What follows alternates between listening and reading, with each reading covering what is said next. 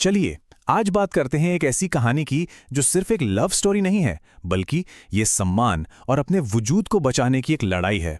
ये कहानी हमें सीधे सीधे उन मुद्दों से मिलवाती है, जैसे कि जाति, क्लास और गहरे सदमे, जिनसे हमारा समाज आज भी कहीं ना कहीं जूझ रहा है। तो आइए इस सफर पर साथ चलते हैं।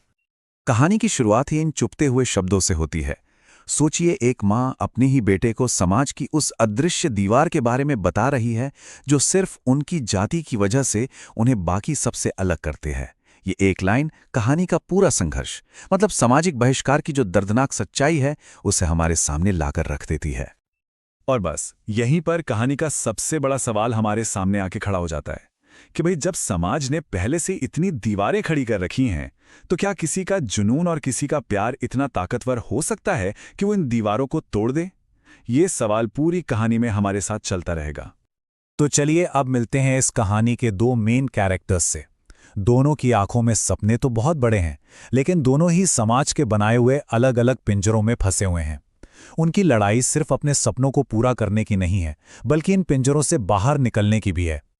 तो देखिए, एक तरफ है रॉकी, जो अपना जुम्बा स्टूडियो खोलकर एक अच्छी जिंदगी जीना चाहता है, लेकिन उसकी जाति और घर का कर्ज उसके सपनों के आड़े आ रहा है। और दूसरी तरफ है मौनी, एक टैलेंटेड इंजीनियर जिसे एक अच्छी नौकरी चाहिए, लेकिन वो भी परिवार के दबाव और बेरोजगारी के बीच फंसी हुई है। रास्ते अलग हैं, पर दोनों की लड़ाई एक ही है, अपनी पहचान बनाने की। रॉकी के बचपन का ये एक छोटा सा सीन है, लेकिन ये जाति व्यवस्था की कितनी कड़वी सच्चाई दिखाता है। सोचिए, जब जमींदार इनाम के पैसे रॉकी के हाथ में रखने के बजाय ऊपर से गिराता है, तो ये सिर्फ पैसे देना नहीं होता, ये असल में उस गहरी खाई को दिखाता है जिसे समाज ने बनाया है, जहां किसी इंसान को छूना भी गलत समझा जाता है। तो अब कहानी एक ऐसे मोड़ पर पहुंचती है जहां किस्मत या कहिए हालात इन दो अलग अलग दुनिया के लोगों को आमने सामने ले आते हैं। कभी कभी ना मजबूरी ही नए रास्तों की शुरुआत बनती है। और देखिए, इनका रिश्ता किसी दोस्ती से नहीं, बल्कि एक टकराव से शुरू होता है। जब रॉकी मौनी की काबिलियत पर सवाल उठाता है, तो वह सिर्फ उसे ताना नहीं मार रहा होता, असल में वो उसके स्वाभिमान को चुनौती दे रहा होता है। और यही चुनौती मौनी को ये सोचने पर मजबूर कर देती है कि उसे अपनी किस्मत खुद ही लिखनी होगी। और ये देखना बड़ा दिलचस्प है कि कैसे एक मामूली सी 5 रुपए की बहस एक प्रॉपर बिजनेस पार्टनरशिप में बदल जाती है। ये दिखाता है कि जब मकसद एक हो, तो शुरू के मतभेद ज्यादा मायने नहीं रखते। अब एक तरफ तो उनका बिजनेस चल पड़ा था, लेकिन दूसरी तरफ कहानी उनकी प्रोफेशनल लाइफ से हटकर पर्सनल लाइफ की गहराइयों में उतरने वाली थी। और यहीं पर मौनी के अतीत का एक ऐसा गहरा राज सामने आता है जो उनकी इस नई दुनिया को तबाह कर सकता था। ये टाइमलाइन देखिए, ये दिखाती है कि उनका रिश्ता कितनी खूबसूरती से आगे बढ़ा। काम के लिए साथ आए, फिर अच्छे दोस्त बने और फिर प्यार हो गया। लेकिन ठीक जब सब कुछ अच्छा लग रहा था, तभी अतीत की एक परछाई उन पर मंडराने लगती है। कहानी में ना एक अजीब सी बात हो रही थी।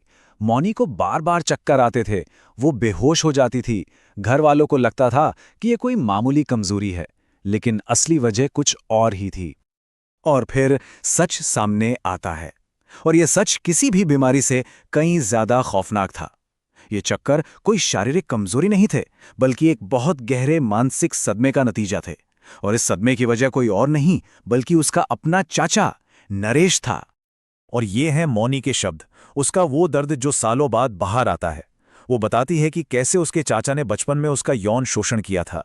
ये शब्द उसके सालों के दर्द, डर और उस घुटन को बयां करते हैं जिसने उसकी पूरी जिंदगी को एक बुरे सपने जैसा बना दिया था। और जब वो इस नाइंसाफी के खिलाफ लड़ने का फैसला करते हैं, तो कहानी एक बहुत ही खतरनाक मोड़ ले लेती है।